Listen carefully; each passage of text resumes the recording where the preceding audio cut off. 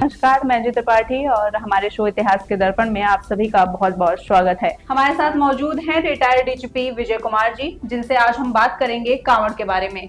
तो सर, बहुत बहुत स्वागत है हमारे इतिहास के नमस्कार। दर्पण में आपका।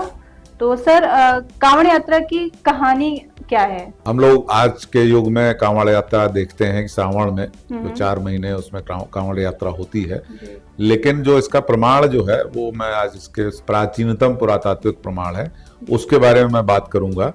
तो जो इसका सबसे पुराना प्रमाण मिला है वो मैंने कालिंजर, एक किला है बांदा जनपद में, तो वहां मैंने पुरातात्विक सर्वेक्षण किया था। तो वहां एक खंबौर नाम के स्थान पे मुझे एक मूर्ति मिली, उसमें एक व्यक्ति कांवड़ ले जा रहा है।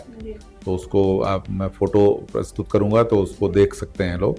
तो उसमें कांवड़ ले जा रहा है, उसके बगल में उसका शिलालेख है। तो मूर्ति का जो डेट था वो 7वीं 8वीं सदी, आज से करीब 1300 साल पुरानी है। और उस पर जो शिलालेख लिखा हुआ था तो वो शैव धर्मानुयायी था और जो उसका नाम सामंत वसंत था, वो उस किले का किलेदार था या फोर्ट कमांडेंट था, छोटा राजा जैसा था। तो वह कांवड़ लेके जा रहा है। उस समय कांवड़ एक डंडे पे 2 डलिया, बाल्टी के आकार की डलिया बनाई जाती थी और उसके अंदर घड़ा रखा जाता था ताकि टूट फूट ना जाए। और गंगा से या जो पास की नदी है वहां से पानी ले जाके, चूंकि नीलकंठ उस समय की प्राचीन शैव पीठ थी और विश्व प्रसिद्ध पीठ थी, तो वहां लोग चढ़ाते थे पानी। तो उसी का दृश्य है वो, चूंकि शैव भक्त था तो उसने पूरे किले में 4-5 जगह अपनी मूर्तियां भी बनवाई हैं और शिलालेख भी लगवाया है। तो उसको देख के लगता है कि ये परंपरा 1300 साल पहले निश्चित रूप से थी, उससे पहले भी रही होगी। क्योंकि शैव धर्म तो उससे पहले भी है, तो पहले से चली आ रही। सर, अब दूसरा क्वेश्चन है, कांवड़ यात्रा की शुरुआत कैसे हुई?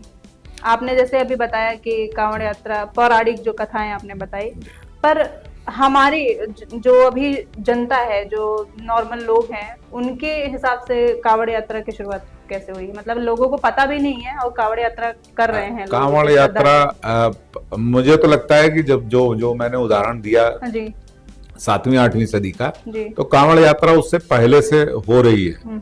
क्योंकि मुझे लगता है जैसे शिव की अर्चना जब से चल रही है तब से कांवड़ यात्रा किसी न किसी रूप में थी। सारे लोग नहीं जाते रहे होंगे, जैसे इस जो मैंने उदाहरण बताया उसमें एक सामंत जा रहा है, राजा जो है कांवड़ यात्रा कर रहा है। और शायद उस समय इतनी व्यवस्था भी नहीं थी, लोगों के पास समस्याएं होती थी, अपने रोजी रोटी की समस्याएं थी। तो आजकल तो सुरक्षा भी है, कोई भी जा सकता है। जैसे हम ही लोग हैं, पहले जब आज से 30-40 साल पहले कांवड़ यात्रा इतनी बड़ी संख्या में लोग कांवड़ की यात्रा नहीं करते थे। अब धीरे धीरे उसकी संख्या बढ़ गई। इस समय तो बहुत ज्यादा क्रेज है लोगों के बीच। जी हाँ। सर, कांवड़ यात्रा कितने प्रकार की होती है? कांवड़ यात्रा लोग श्रद्धा से करते हैं और सामान्य रूप से तो एक व्यक्ति अपना कांवड़ लेके जाता है अपने कंधे पे। कभी कभी एक डाक कांवड़ भी लेके जाते हैं कि दौड़ते हुए, ज्यादा श्रद्धा है जिनकी, वो कांवड़िए दौड़ते हुए बोतल जो है, जो जैसे रिले रेस होती है उस तरह से वो रिले रेस करते हुए हरिद्वार तक जाते हैं जल लेने के लिए। और जो पीछे लोग होते हैं, जो जैसे 4-5 लोग हैं, तो पीछे वालों को फिर आगे ले जाती है, मतलब खड़ा करते हैं। जैसे आपने कभी रिले रेस देखी हो, उसमें बहुत सारे लोग खड़े रहते हैं पहले से। और चूंकि ये तो 100 किलोमीटर या 150 किलोमीटर लंबा रास्ता है, तो 150 किलोमीटर में तो लोग खड़े नहीं रहे होंगे, तो जो पूरे पीछे खड़े होते हैं उन्हीं को आगे खड़ा कर दिया जाता है। इस तरह से वो दौड़ के हरिद्वार तक जाते हैं। तो इससे जल्दी, मतलब ये श्रद्धा का प्रतीक है कि लोग इतना श्रम कर रहे हैं कि दौड़ के जा रहे हैं। कभी कभी बहुत भारी कांवड़ लेके जाते हैं, 50 किलो से 150 किलो तक की मैंने देखी है, जिसमें कोई व्यक्ति इतने वजन का पानी जो है अभिषेक के लिए लेके जाता है। तो ये भी एक श्रद्धा का प्रतीक है। इसके अतिरिक्त एक और प्रकार की कांवड़ है जिसमें लोग लेट के यात्रा करते हैं। मतलब खड़े हो तो पहले जमीन पे लेटते हैं, फिर जहाँ तक हाथ पहुँचता है फिर उस स्थान पे खड़े होते हैं, फिर आगे लेटते हैं और अपनी बोतल को वहाँ इसी तरह से आगे करते हुए, या जो भी पात्र है उनका पानी का, तो ये उनका और भी कठिन है ये तो ये और ज्यादा श्रद्धा का प्रतीक है। तो इस तरह से वो लोगों ने अपने वेरिएशन बना रखे हैं, कोई परिभाषित तो है नहीं कि किस तरह कांवड़ यात्रा की जाएगी। ये तो लोगों ने अपना नया नया तरीका ढूंढा हुआ है। सर ये जैसे बहुत सारी वीडियोस में भी दिखता है कि कांवड़ यात्रा मतलब जैसे जहाँ से जल भर रहे हैं थोड़ी दूर जाने के बाद वो खंडित हो गया, तो क्या वो फिर से वो चीज नहीं कर सकते हैं या फिर वैसे कोई और जो हम लोगों के सामने होता था तो उनको फिर गंगा जल दोबारा अगर मान लीजिए भर कुछ सकते हैं? भर सकते हैं, फिर से खंडित हो गया तो अच्छा फिर से अब लौटते तो नहीं थे, यही किया जाता था कि वहां से मंगा के जल उनको दिया जाता था। अच्छा ऐसा कर सकते हैं जी फिर मतलब पीछे जाके उसको फिर से भर नहीं हाँ, अगर सकते? चाहे तो भर सकते हैं, अच्छा। लेकिन नॉर्मली वो नहीं करते थे। वहाँ उनको हाँ। ला के कोई अन्य व्यक्ति या प्रशासन या पुलिस जी, उनको जी। ला के गंगा जल देता था। जी सर जैसे आपने डाक कावड़ की बात की तो जो नॉर्मल जो कावड़ होती है वो तो कुछ मंदिर प्रसिद्ध मंदिर जो होते हैं वहां पे जाके जल अभिषेक करते हैं। ये डाक कावड़ मतलब कि लाइक थोड़ा डिस्टेंस कम हो जाता है या फिर सेम ही होता है, नहीं, प्रोसेस अलग है?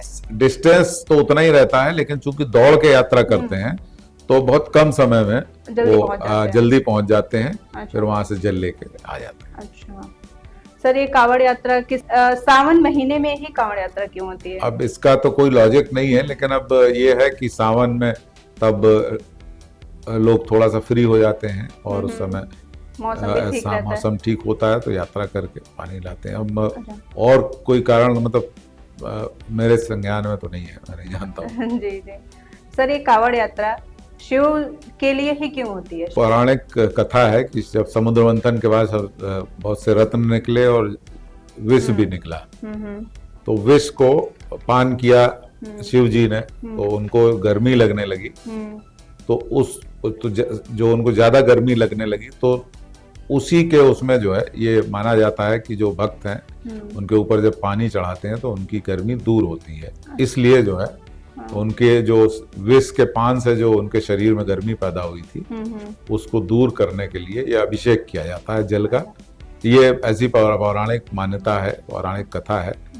और वैसे भी मतलब मूर्तियों का अभिषेक जो है, जो एक तो वैदिक पद्धति थी, दूसरी जो पूजा पद्धति थी कि लोग फल से, पुष्प से, पत्र से, जल से अभिषेक करके लोग सामान्य रूप से पूजा कर लेते थे। ये मतलब आम आदमी की पूजा पद्धति थी जिसमें ज्यादा कोई खर्चा नहीं होता था, जो भी उपलब्ध है सामान उसको चढ़ा दिया जाता था। जी सर कांवड़ यात्रा हर कैटेगरी के लोग कर सकते हैं जैसे महिलाएं, बच्चे और भी बहुत सारे ऐसे इसमें कोई जैसे शैव संप्रदाय में कोई उस तरह की बाध्यता नहीं थी, कोई भी कर सकता है। लेकिन चूंकि महिलाओं के लिए थोड़ा कठिन था इतनी लंबी यात्रा करना, तो इसलिए शायद पहले नहीं करते रहे होंगे। मुझे इसके बारे में बहुत एग्जैक्टली मैं नहीं कह सकता हूँ, लेकिन अभी महिला कांवड़िया की संख्या बढ़ी है और अब कुछ महिलाएं जाने लगी है। सुविधाएं भी हो गई हैं। सुविधाएं भी हो गई है, सुरक्षा भी हो गई है, और उनको मतलब पहले रास्ते में उनके लिए यात्रा करना थोड़ा कठिन भी था। अब वो कठिनाइयां कम हो गई हैं, इसलिए यात्रा करती हैं। बच्चे भी, कुछ बच्चे जाते हैं, लेकिन मेरे ख्याल से बच्चों के लिए थोड़ा बच्चों के लिए मतलब हाँ, इतनी लंबी यात्रा करने से उनके शारीरिक विकास पे वो, लेकिन अब श्रद्धा से जाते हैं लोग तो क्या कहा जा सकता है। हाँ, रोक भी नहीं सकते उन लोगों को। सर कांवड़ के बारे में सर आप कुछ बताना चाहें और आगे? जी, मैंने पहले ही बताया कि ये पुरानी परंपरा है और शायद जब से शैव धर्म है, शिव की जो पूजा की पद्धति थी वही पुष्प पत्र, जैसे बेल पत्र चढ़ाना, पानी चढ़ाना, पुष्प चढ़ाना, इससे उनकी पूजा हो जाती थी। और यह चिता भस्म की, जो चिता की भस्म है जिसको विभूति कहते हैं, उसको लगा देना, उतने से काम मतलब पूजा का तरीका सबसे सरल था और ऐसी चीजों से पूजा की जाती थी जो बहुत अति सामान्य है। तो ये शैव पद्धति थी पूजा की और हर आदमी कर सकता था इसको, और ये पहले से प्रचलित है। और कांवड़ मुझे लगता है चूंकि पानी चढ़ा के पूजा करते थे, बाद में उसी परंपरा को उन्होंने कंटिन्यू रखा। जलाभिषेक के रूप में गंगा जल ला के फिर उनका अभिषेक करना, इस परंपरा को जीवित रखा।